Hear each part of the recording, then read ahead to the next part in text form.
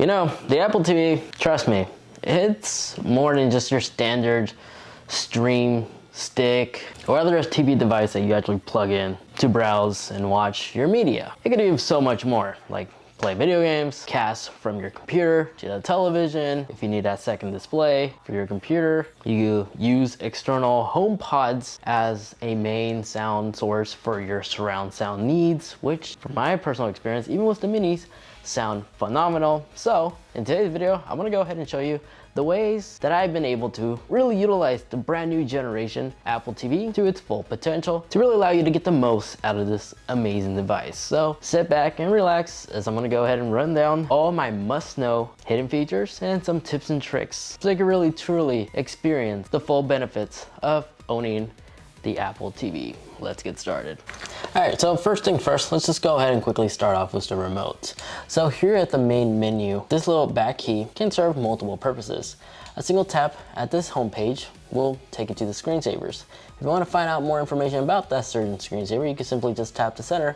It'll display the name and the information right there. You may also swipe between different screensavers as well. In addition to that, if you go into an app, like YouTube as a fine example, if you tap the back button, yeah, I watch silly videos. If you tap the back button, again, it's just gonna take you back and back. If you tap it again, back one more time. But if you play like a video as a fine example, Car Wizard, shout out. I'm sorry, I'm playing Sam's Cracked. But if you press and hold for a long period, it'll take you directly to the main menu. And then if we go ahead and relaunch that app, and if you tap the TV icon, it'll take you to the Apple TV. Now, the cool thing about the Apple TV is it's programmable. So if you wanted to do something else, you could totally do so. If you like to do that, simply just go into the settings, go into remote and devices. And here's not only where you can actually change the trackpad settings, but you may also change the speed. So if you don't like the swipe function, if it's too fast for you, you can slow it down. I like to leave it personally on medium. And oh yeah, here's the remote battery information. So you have a better understanding of when you can charge your Apple TV remote, which uses a lightning port, just like the older gen. But here where it says blue TV button, you can swap it between Apple TV or the home screen. So now, since we have it as home screen, if we press on it, it's literally just gonna quickly jump back to the home page. So we no longer have to actually hold back this button for a long period. You can just tap it once and it'll take you back here. I personally prefer having it like that. Now, other purposes that this TV icon button serves is if you double tap, it will activate App Switcher. In App Switcher, you can go back to previously open apps, and if there's an app that's acting funny, you can always just swipe up and it'll force close it. And of course, you have your pause and play, mute button, and volume rocker. It's basic. You don't have any explanatory stuff from that. You do, however, with the new generation Apple TV, have a new Siri button that's located on the side, and Siri serves multiple purposes. A fine example is not only can you request Siri to find your Apple devices, so if you lost your phone, you could do that, but a cool, very useful one that I've seen, if we launch Netflix as a fine example, and we go ahead and play a Netflix film popular on Netflix, let's go. You can request Siri to skip 15 minutes. And Siri could skip just like that. In addition to that, you could also request Siri, what did they say? Notice how the subtitles will go on for a brief second. Sucks that there's no dialogue, but the subtitles are right there enabled, and it will disable automatically. So you have a better understanding what did that certain person said in case you didn't hear it the first time. You can always just ask Siri those type of things. But again, you can always request Siri to check for the weather, ask for traffic, just like how you typically would request or ask questions to Siri on your iPhone and such. And of course, you can ask Siri to search for genres or actors based on the applications that's available for the Apple TV. Anywho, back on the home menu. So you see here I have a folder. You can create folders by simply pressing and holding, continue holding until this icon underneath comes out. Hit that little play and pause icon, and here you could create a new folder. Move certain applications to certain folders that you already created, like the entertainment. So there we go, it's in there just like that. And we could also manually like move them, hover over it to like put it inside a certain folder if you like. And then on top here you have your dock row. I don't know the name for this, but whenever you put an application right here as an example, if you hover over it, it'll show you like previews of what's hot Some applications have support for it. Apple Arcade is just gonna advertise. YouTube doesn't really do much, but some third-party apps like Twitch, as you just saw, will feature certain things, certain highlights, things that's interesting about this app. And then if there's an app that you don't like, you may also continue pressing and holding, go back to this, and then you may also delete these applications, just like so. So if there's some apps that you don't like using, you can delete them just like that. And of course, you also have the ability to track or not track. But if there's applications that you notice that you don't use a lot and you don't like it to just take up space, you can always just go into your settings, go into apps, and then not only enable the auto app update, install, but you can also change the offload unused apps. When this is enabled, if there's applications that you don't really use anymore, the Apple TV will notice that and will automatically uninstall those unused apps, freeing up storage space and cleaning up your homepage. And then if your Apple TV is acting funny, by simply holding down on the power button, it will turn off the TV, including the Apple TV. Let's go ahead and quickly turn it back on. But if your Apple TV is unresponsive, you may also hold down the TV icon and the back button at the same time. Continue holding it. And that is how you force quit the entire Apple TV unit. So it's resetting at the moment. And there we go, we're back and running. Then when watching content on the TV, if you want subtitles, simply slide down, go to subtitles, and here's where you can actually enabled. And you can also find additional subtitles for different languages. And you also have your audio settings here as well.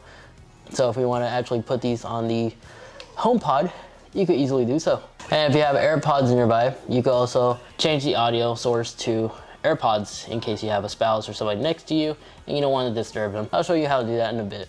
Now, if you wish to share and mirror your display on your iPhone to the Apple TV, simply just bring down Control Center, look for these two square icons, tap on here, this is screen mirroring, tap on the Apple TV that you got. I kind of messed myself over because I have two of them named at the same one.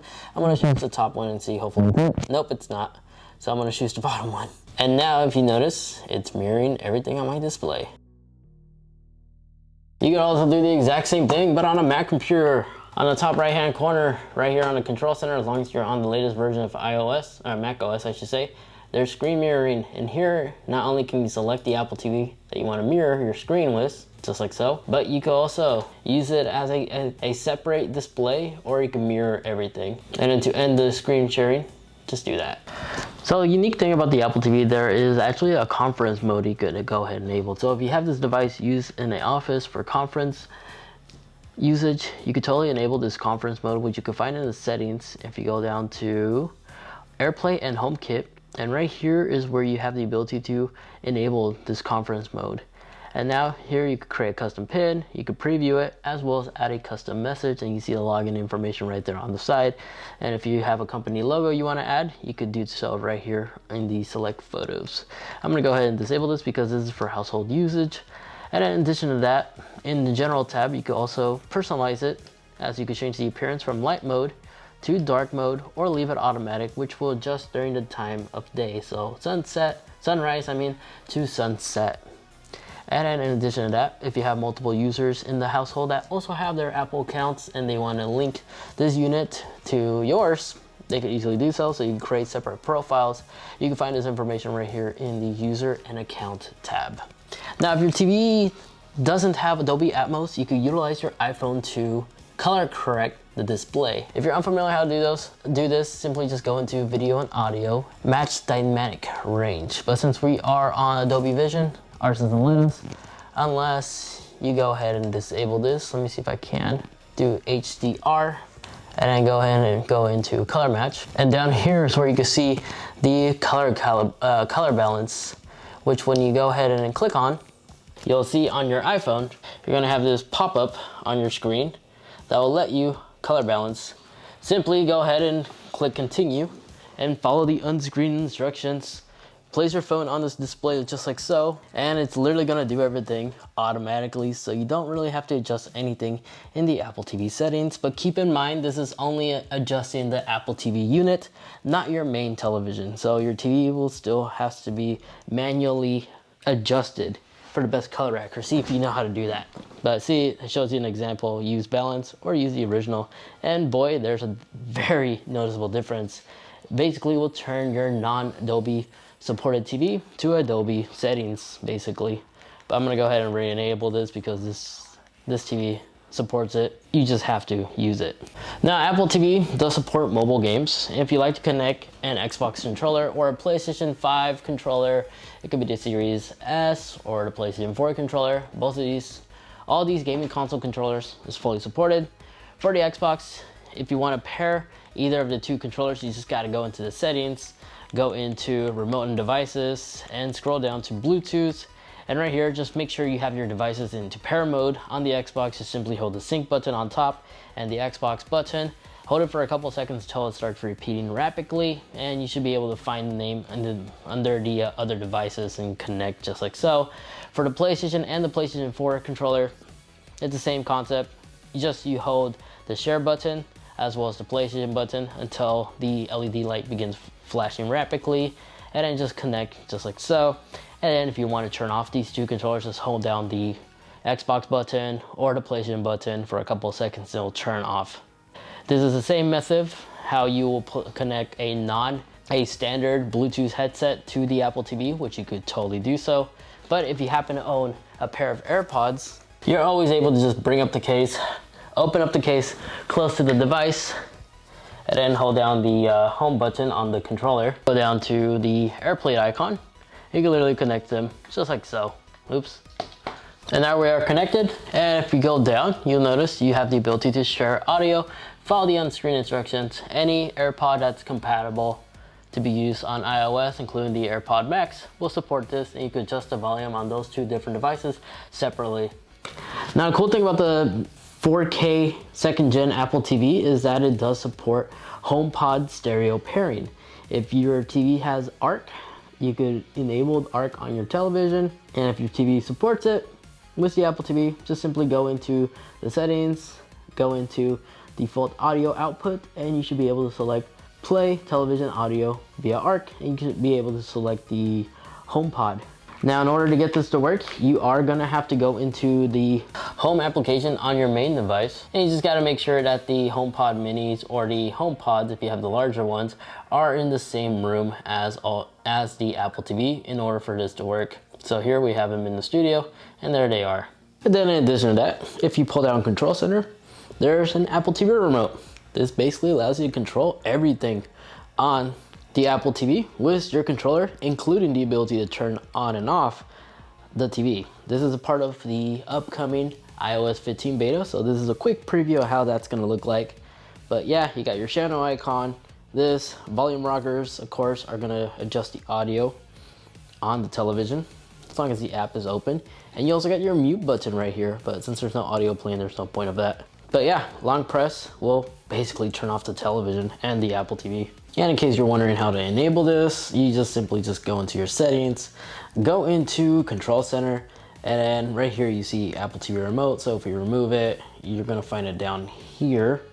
Add it, and then use the lines. You can click and drag it to the very top end if you want to do that. A nice quick method to have access to your TV in case you lost a remote somewhere like I do. And then as an added bonus, if you have an Apple Watch, you could launch the Now Playing app right here on your wrist. Scroll down to where you see the Apple TV, tap the remote icon, and you have the ability to basically control everything on the Apple Watch as well.